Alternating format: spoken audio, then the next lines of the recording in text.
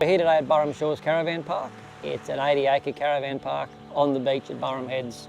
When we say on the beach, we mean it's on the beach. These guys have got hot and cold showers, they've got camping facilities, camp kitchen, Traeger smokers, so you can bring your own meat, use their smokers, barbecues, fire pits here, dog friendly, so there's not much this park doesn't have.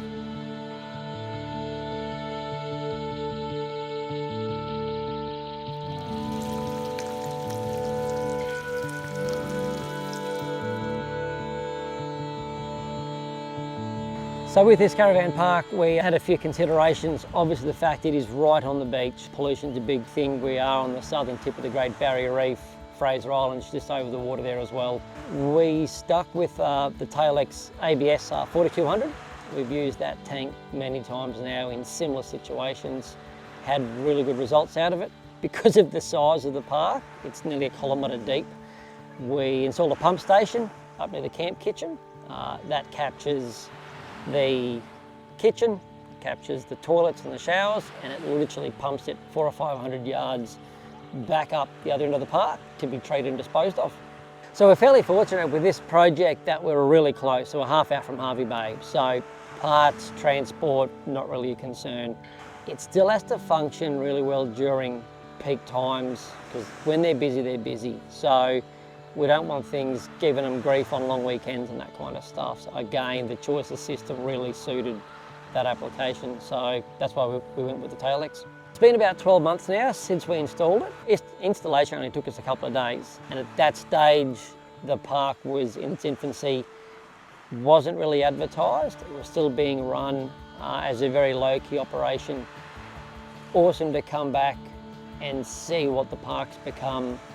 The infrastructure put in place, the campsites, obviously not just along the beachfront, but the paddock we were working in a year ago is now flat, lawn, mowed. They've got lagoons there, so they've done really well in the 12 months they've been here.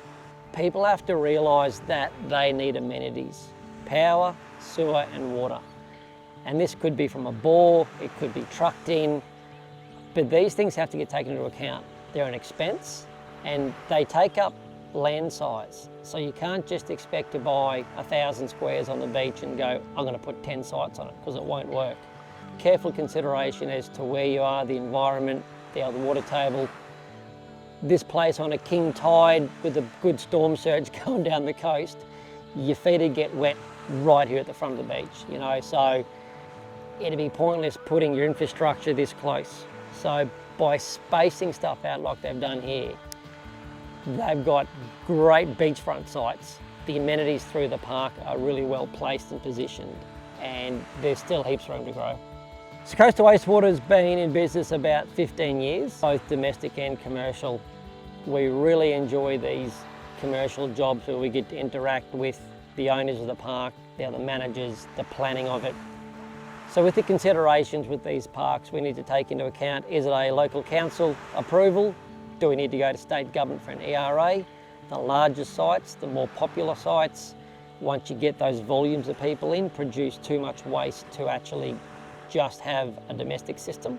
So all this gets taken into account.